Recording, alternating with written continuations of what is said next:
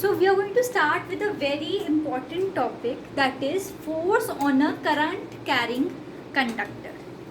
अब एक French scientist I जिसका नाम था Mary ampere.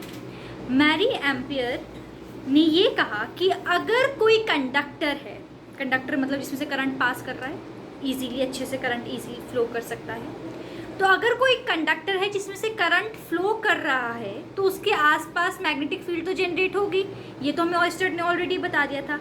Andriy Mary ampere ने ये आकर कहा कि वो जो करंट कैरिंग कंडक्टर है that will also exert some force. I repeat, a French scientist, André Marie Ampère, stated that there will be some force which will be exerted by a current carrying conductor. वो force क्यों होगा? Due to the magnetic properties, magnetism की property के कारण. अब वो कैसे होगा, वो क्या एक्सपेरिमेंट से हमें समझ आया, वो अब समझते हैं. तुम्हें टॉपिक समझ आया कि मैं क्या पढ़ाने लगी हूँ तुम सबको? कोई ऐसा जिसको टॉपिक ही ना समझ आया हो? वो क्या एक्सप्लेन करना चाहती थी, इस एक्सपेरिमेंट से समझ आ गया? चलो अब एक्सपेरिमेंट समझते हैं. हमने क्या किया, हमने एक स्टैंड लिया है. ये हमारा एक स्टैंड है, ठीक है, जिसके ऊपर हमने ये एल्यूमिनियम की रॉड प्लेस करी.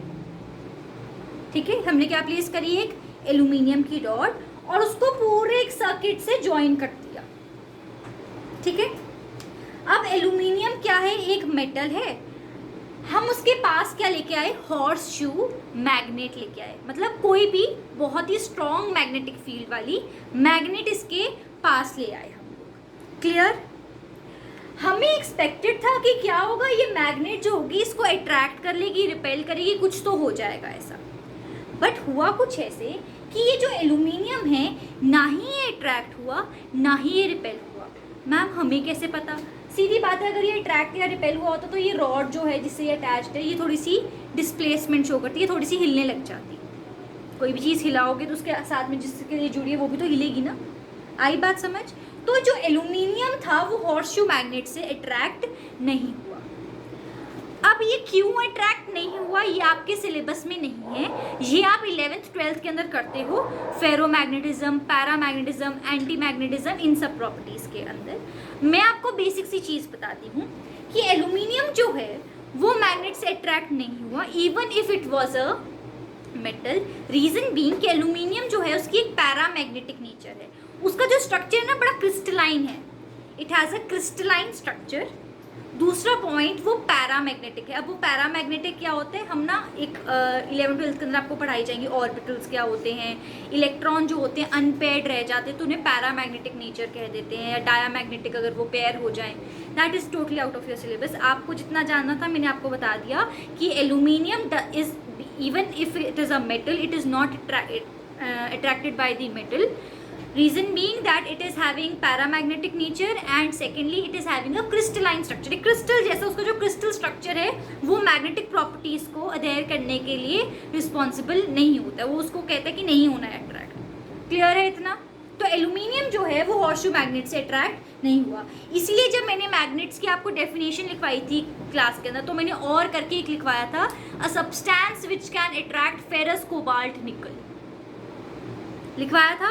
तो मतलब उसमें उसको फेरस कोबाल्ट निकल में एल्यूमिनियम नहीं लिखवाया, मतलब aluminium is not attracted by the magnet. Her metal जो है वो मैग्नेट से अट्रैक्ट हो दैट इज नॉट इम्पॉर्टेंट.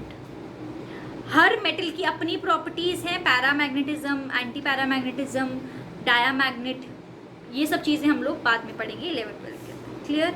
तो एल्यूमिनियम इनिशियली अट्रैक्ट नहीं हुआ था, ये हमारे पास हॉर्सशू मैग्नेट हमने ला कर रखी. फिर उनके दिमाग में आया कि हम लोग क्या कर सकते हैं, इसमें से करंट पास करके देख सकते हैं. हमने क्या किया, एल्यूमिनियम को एक सर्किट में लगा रखा था. यहाँ से हमने की ऑन करी जिसके कारण यहाँ से क्या हुआ, पूरा का पूरा करंट फ्लो करने लग गया सर्किट के अंदर. ये एक सर्किट है, देखो सर्किट है कि नहीं है, है ना. इस सर्किट में क्या हुआ, करंट पास करने लग गया. अब मुझे बताओ इस चैप्टर का नाम क्या है? Magnetic effects of electric current. यानी कि कभी भी किसी चीज़ में से अगर इलेक्ट्रिक करंट पास कर रहा है किसी कंडक्टर में से तो उसके आसपास कुछ मैग्नेटिक फील्ड जनरेट हो जाएगी. ठीक है, तो अब हुआ क्या, हम लोगों ने ये देखा कि जैसे ही हमने इस सर्किट में करंट पास करवाया जिसके अंदर एल्यूमिनियम वॉज अ पार्ट, थोड़ी देर बाद एल्यूमिनियम की रॉड के अंदर क्या होगी, थोड़ी सी डिस्प्लेसमेंट हो गई, यानी कि वो अपनी जगह से मूव करने लग गया जब हॉर्सशू मैग्नेट उसके पास लेकर आए। बात समझ आई क्या हुआ? जैसे ही मैंने करंट पास करा उस सर्किट में से जिसमें से aluminium was a part of it, क्या हुआ कि ये जो एल्यूमिनियम की रॉड है वो कुछ डिस्प्लेसमेंट शो करने लग गई। ये जो वायर्स हैं ऊपर जो हमने कनेक्ट करी है वो हल्की हल्की हिलने लग गई। आपको क्लास 9 में पढ़ाया गया होगा कि a body at rest remains at rest, a body in motion remains in motion unless until some external force is applied to it. यानी कि अगर कोई चीज हिली है इसका मतलब कोई फोर्स लग गया है।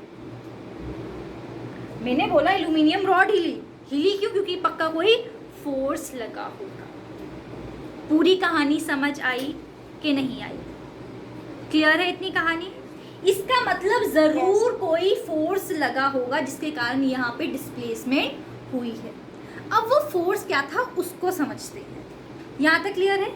हुआ क्या होगा, जरूर एल्यूमिनियम जो है वो मैग्नेटाइज हुआ होगा। क्यों मैग्नेटाइज हुआ होगा? सीधी बात है, करंट पास किया, करंट पास करोगे तो मैग्नेटिक फील्ड भी जनरेट होगी, तो इसके पास कुछ अपनी मैग्नेटिक फील्ड होगी,